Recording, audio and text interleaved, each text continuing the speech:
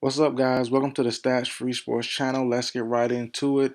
Here to talk about Carmelo Anthony hanging the jersey up, man. Let's do a video just acknowledging, appreciating, and respecting Carmelo Anthony. So let's get into it, guys. So Melo, after 19 seasons, call it quits. And it sucks, man. He's one of those players I have on my personal list.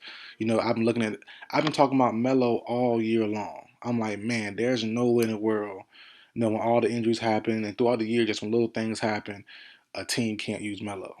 450 players, you're telling me better than Carmelo Anthony is insane. Even still at his advanced age of 38, 39 years old, I would still take Melo over some of these guys now.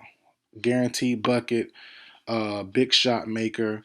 And look at and you speak and you hear people speak on him. Guys like Paul George, a great two-way guy.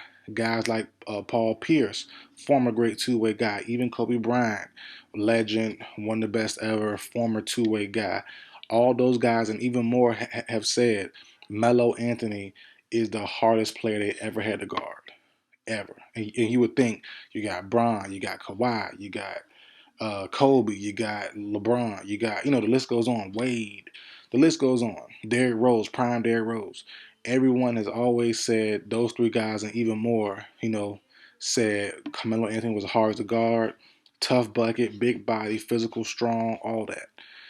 Good post, in and out game, can beat you anywhere. And he's one of the guys I think that's so underrated, especially because he never won or never got really close, honestly.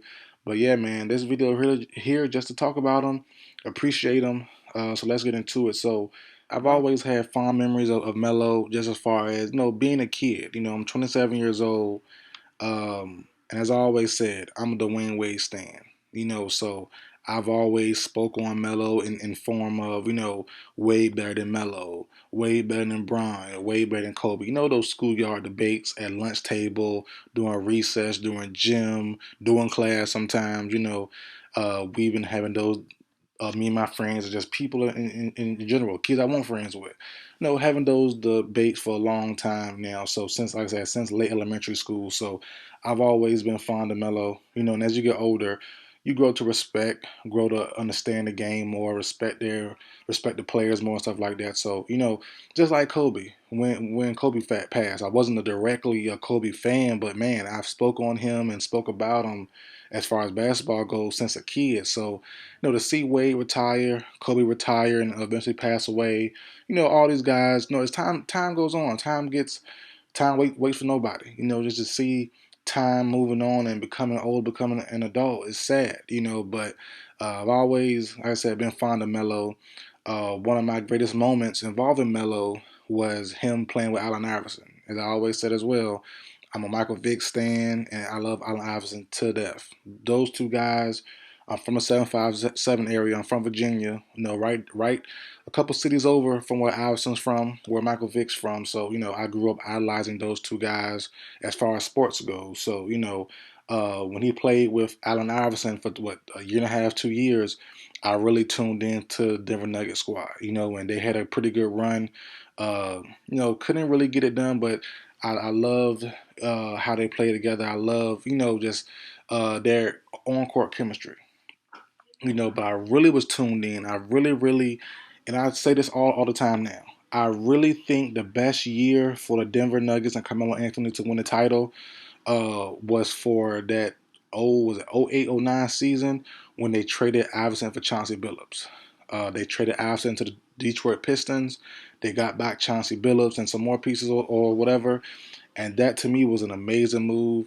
That to me was one of the best moves around that time. And that move almost propelled them to a NBA Finals matchup, I think between the Celtics maybe that year, which they might have won. You never know. But the Celtics team was definitely good, but they lost to the Lakers 4-2, if I'm not mistaken, in the West Conference Finals. And outside of 2020, that was the first time there in a long time. So that team, Billups and Anthony, that first year they traded for him was an amazing year. I love that team to death. That was a good team. Very, very good team. That was Melo's probably best chance to win a title. And even going to New York, good moments, great moments, solid teams, but I never really thought they had a chance against Brian during those times. I never really, I never really thought so. But um, on to after that season there, that 4-2 loss in the Western Conference Finals, it wasn't really much talk about for Denver. They was still a good team, just wasn't really up to par after that season, honestly. George Karl being the head coach or whatever. So that was cool. They had some good moments, but after that, they lost at the first round a couple times. Then in 2010, 2011, Melo asked for a trade. And we always bring up this trade as being, one of the iffy trades of all time. Was it a great trade for the Knicks? Was it a great trade for the Nuggets? We never know. Some people are on the fence about it. But if Melo could have waited just till the summer and went there via free agency instead of being traded, it would have been a better move for him. But when he went to New York, though, that was prime Melo. That that right there, prime Melo, especially the first couple years, him, Raymond Felton, J.R. Smith, Iman Shumpert, Amari Stoudemire, he himself had New York rocking. And it's always cool to see when the all time great team, the all time great cities or states are playing well, and you see a city like New York City, booming and rocking. With the New York Knicks, you see the Dallas Cowboys when they're booming and rocking. It's good. I'm not a fan of either one of those cities or teams. No, teams, not cities. I like those cities. But as far as the team goes, I'm not a fan of neither one of those teams. But just to see it and feel it through TV is something special. And he had New York going crazy. So it's definitely cool to see during those moments there. Him and OKC was pretty fun as well. I didn't mind it. I like the fact of I like the trio of him, Paul George, and Russ. I thought it was pretty well. And then him to the Lakers basically was his last run. What was it 2 years ago? Last year? Whatever year it was.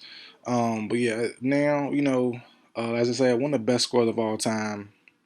But you can't tell me now 450 players better than Carmelo Anthony right now is insane. And it's all about politics, all about attitudes. Sometimes, just like Boogie Cousins. If he had a nasty attitude the first couple, 4, 5, 6 years. Now you're getting older, you're getting slower. Even though you can still play a little bit, it's just like, man, we're kind of done with you. And I'm not saying Melo's attitude was nowhere near Cousins, at least publicly. He might be rubbed somebody the wrong way. Maybe his style of play wasn't up to par as some people like to see. Maybe his analytics aren't quite good. I'm not quite sure. I don't look at numbers too often. So, but as far as the eye test goes, as someone who can play on the bench and give you some scoring in bunches in certain moments, I think Melo can still do that. So, as far as his retirement goes, I'm not saying he's forced to retire, but he might as well have been, because his pride is, to me, as looking outside in, his pride is too big to say, hey, I'm gonna go play in Puerto Rico like Cousins. I'm not going to play in Taiwan like Howard. I'm not going to play in China like whoever Bledsoe and them boys. I'm gonna just call it quits. I'm gonna watch my son because his son is nice. His son is super duper nice. But I'm gonna watch my son play and just call it a day.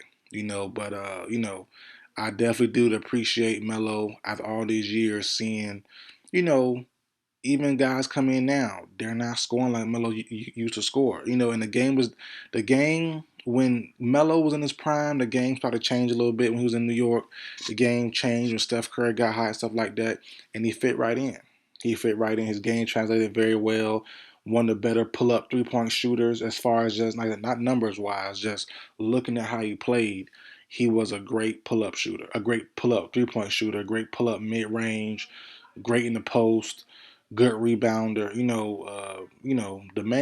main knocks on him, which do come into the situation as far as if he's a winning player or not. As far as a team scheme wise, not a good defender, or at least not consistently a good defender, and also on offense, he kind of a black hole with the ball. The ball gets stuck in his hand.